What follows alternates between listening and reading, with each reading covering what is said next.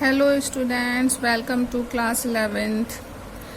Now we will do chemistry and the first chapter of your chemistry is some basic concepts of chemistry.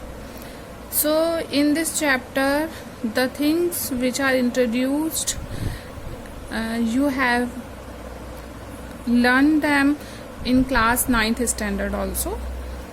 But because now you are in 11th standard, so there are some more things added to the topics. Okay, so some basic concepts in chemistry. We know that chemistry is divided into three parts, that is physical chemistry, that we are starting now. Next is inorganic chemistry, we will do later, and organic chemistry. Now physical chemistry deals with the physical terms like quantity, measurement. Inorganic chemistry deals with the elements which are found in our nature and earth crust, and organic chemistry deals with the hydrocarbons, right?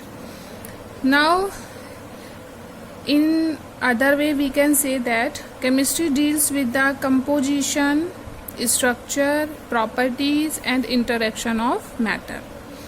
We know everything around us is made up of matter, so chemistry deals with composition of that matter, then from what the matter is formed, structure of the matter, properties, physical and chemical properties, and interaction, right? Now chemistry is also called the science of atoms and molecules, because we know each matter, that is solid, liquid or gas, is made up of atoms or molecules or ions. So chemistry also called the science of atoms and molecules, as every matter is made up of atoms and molecules. Importance of chemistry.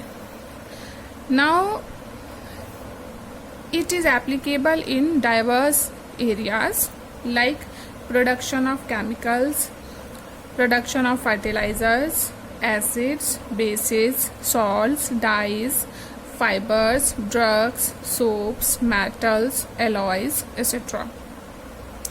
Textile industry deals with chemicals, dyes we know, cosmetics we know, there are chemicals present, salt we use in laboratory, these are chemicals, soap which made by a process is a chemical process, metal alloys which are formed by the combination of metal or a metal and non-metal, etc.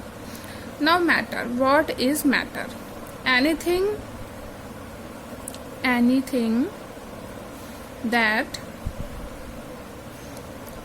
occupies space and have mass, right? Anything which we see around us, it is occupying space, means whatever you put around you in your room, like just take example of chair or table, then it occupies space and also it has some mass. So matter, what is matter? Anything that occupies space and have mass is called a matter. Now state of matter. We know there are three states of matter, that is solid, liquid and gas. Okay, so solid, liquid and gas. And what is the difference between these three states of matter?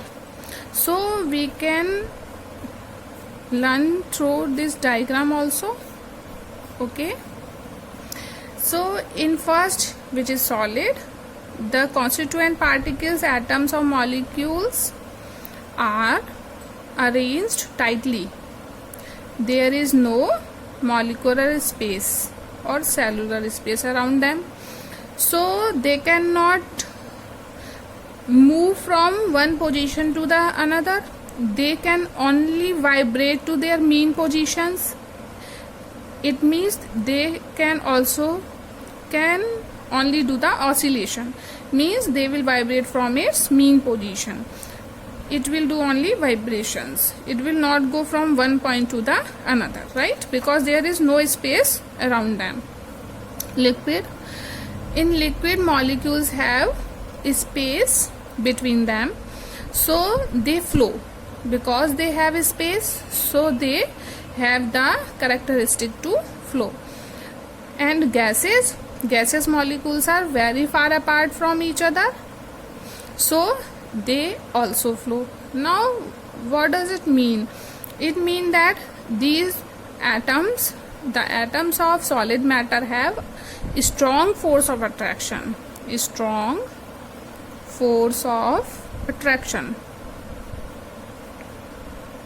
And molecules of liquid or atoms of liquid have force of attraction weaker than the solid, and gases have very weak.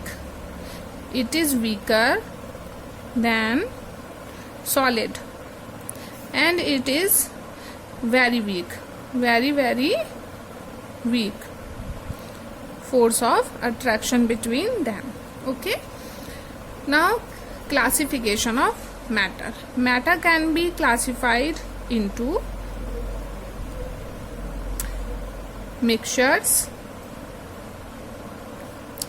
and pure substance. Okay, matter can be classified as mixture or a pure substance. Now mixture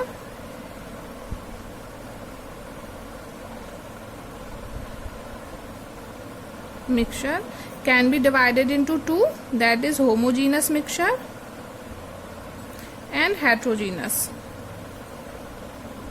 right? And the mixture and pure substances divided into two, that is element and compound. Okay. Now homogeneous mixtures are those in which constituent particles are not visible, and heterogeneous mixtures are those in which constituent particles are visible. It means if we dissolve sugar in a water, it is sugar. Then until you taste it, you cannot find that this water is sweet in taste, because sugar is completely dissolved in water and the particles of sugar are not visible in water.